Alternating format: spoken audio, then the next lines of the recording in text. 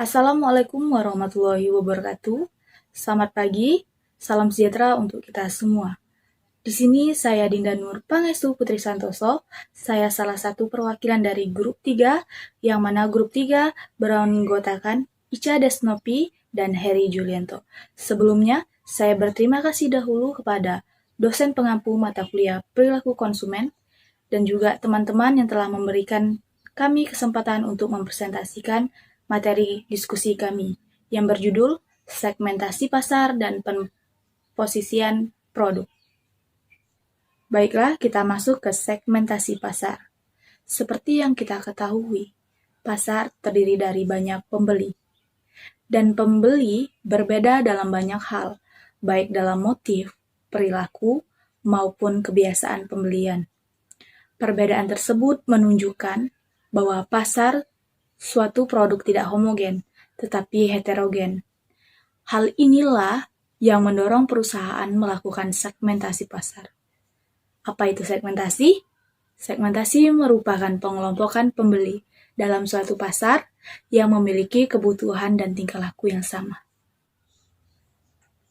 Pengertian segmentasi pasar menurut salah satu ahli yaitu dikemukakan oleh Gary Armstrong.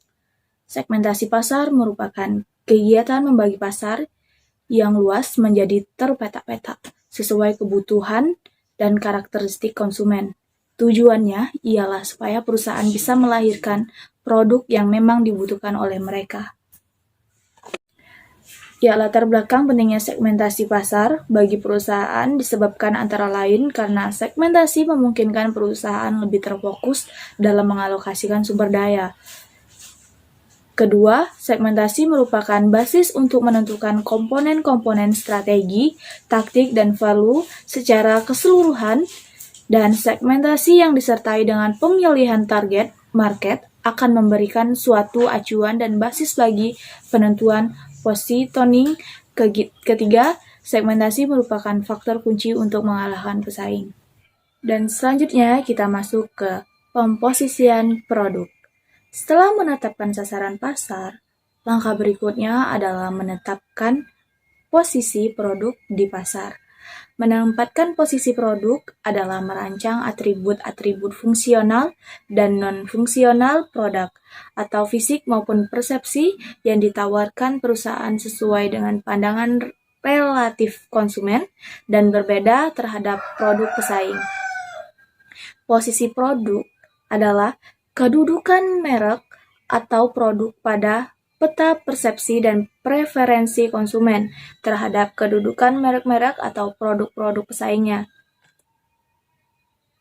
Secara umum, pengertian posisi produk meliputi persepsi dan preferensi konsumen adalah mencerminkan pasar sasaran. Yang pertama, persepsi dan preferensi konsumen mencerminkan manfaat produk secara fungsional ataupun non-fungsional merupakan pandangan konsumen.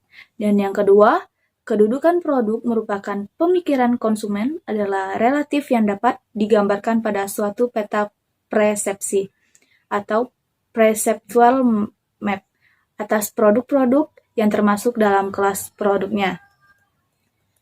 Nah, selanjutnya proses pembentukan posisi produk ini semata-mata merupakan pandangan dari persepsi konsumen. Perusahaan berkepentingan terhadap proses pembentukan posisi tersebut agar produknya tetap diterima oleh konsumen. Nah, oleh karena itu, pemasar perlu merancang usaha agar posisi produknya tetap berada pada benak persepsi konsumen yang mendekati dengan keinginan preferensi konsumen, terutama apabila dibandingkan dengan pesaing-pesaingnya. Kriteria segmentasi. Yang pertama, dapat dijangkau atau accessible. Segmen pasar yang sudah dibentuk atau direncanakan belum tentu semua dapat dijangkau atau dilayani oleh perusahaan. Karena adanya hambatan transportasi, luas wilayah, jarak, atau karena perilaku masyarakat tertentu, yaitu segmen-segmen pasar tersebut tidak atau belum dapat dicapai. Selanjutnya, dapat diukur atau measurable. Meskipun perilaku bagian-bagian pasar adalah heterogen, Tetapi dalam kenyataannya sulit untuk melakukan pengukuran perbedaan-perbedaan tersebut.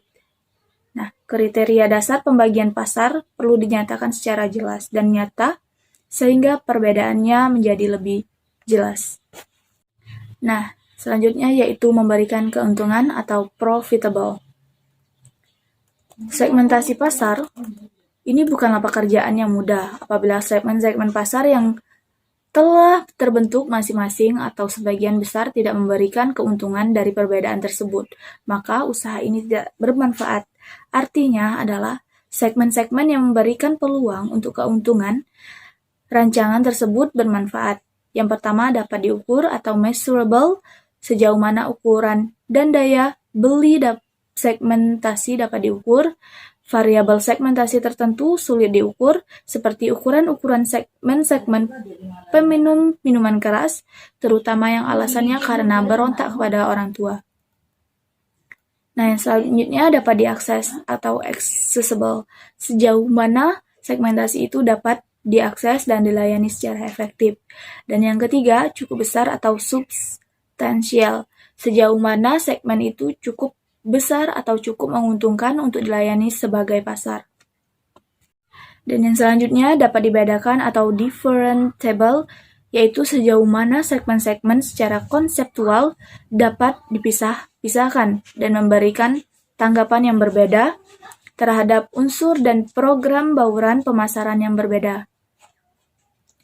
Nah, selanjutnya dapat dilaksanakan atau actionable, sejauh mana program yang efektif dapat didesain untuk menarik pelayan segmen-segmen tersebut. Nah, selanjutnya kita masuk ke evaluasi segmentasi pasar. Pada saat mengevaluasi pasar, nah, perusahaan harus memperhatikan 3 faktor, yaitu Kotler, Bowen, dan Meekens tahun 2002, yaitu yang pertama, ukuran dan pertumbuhan pasar perusahaan akan menganalisa ukuran dan pertumbuhan segmen.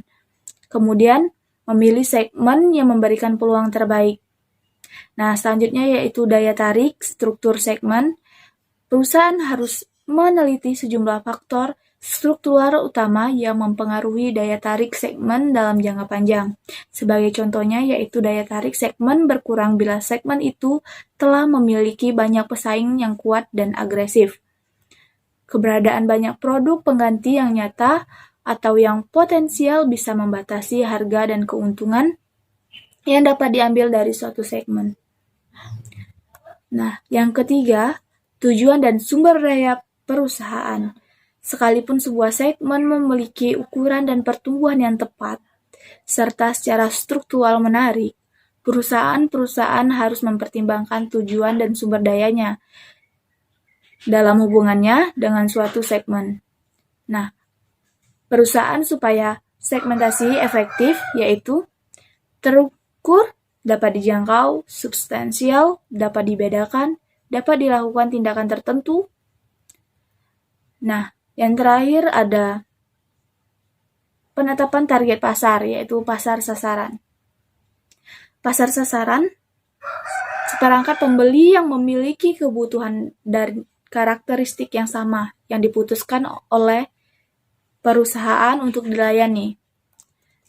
Nah, bagaimana mengevaluasi segmen pasar, yaitu ukuran dan pertumbuhan segmen, daya tarik struktural segmen, tujuan dan sumber daya perusahaan, dan yang kedua, memilih segmen pasar, pemasaran tanpa diferensial atau pemasaran massal, strategi peliputan pasar di mana perusahaan mungkin memutuskan untuk mengabaikan perbedaan-perbedaan yang ada pada tiap-tiap segmen pasar dan masuk ke pasar secara keseluruhan dengan suatu tawaran. Pemasaran yang terdiferensiasi, yaitu strategi peliputan pasar di mana sebuah perusahaan memutuskan untuk menetapkan beberapa segmen pasar atau relung dan mendesain tawaran yang terpilih bagi masing-masing segmen. Selanjutnya yaitu pemasaran terkonsentrasi. Bagaimana dengan strategi peliputannya? Strategi peliputan pasar di mana sebuah perusahaan memilih untuk meraih pangsa pasar yang besar pada suatu atau pada beberapa subpasar. Dan yang ketiga, memilih strategi peliput pasar, yaitu sumber daya yang dimiliki perusahaan, tahapan produk dalam daur hidup, homogenitas pasar, strategi pemasaran yang dilakukan pesaing. Nah, selanjutnya ada penempatan positioning guna mendapatkan keunggulan bersaing. Nah, yang terakhir, posisi produk. Posisi produk merupakan cara produk yang didefinisikan oleh konsumen berdasarkan beberapa atribut penting tempat yang diduduki produk dalam benak konsumen dibandingkan hubungan dengan produk-produk pesaing. Keunggulan bersaing yaitu keunggulan terhadap pesaing yang diperoleh karena menawarkan kepada konsumen nilai yang lebih besar, baik melalui harga yang lebih murah atau dengan memberikan sejumlah manfaat yang lebih banyak yang dapat dijadikan alasan untuk menetapkan harga yang tinggi. Nah, memilih strategi penempatan produk atau positioning yaitu mengidentifikasi keunggulan bersaing yang mungkin, memilih keunggulan pesaing yang tepat, mengkomunikasikan dan penyampaian posisi yang telah dipilih. Baiklah, itu dia presentasi kesimpulan dari materi yang telah kami diskusikan. Jika teman-teman ada pertanyaan atau ada tanggapan, bisa langsung disampaikan. Terima kasih.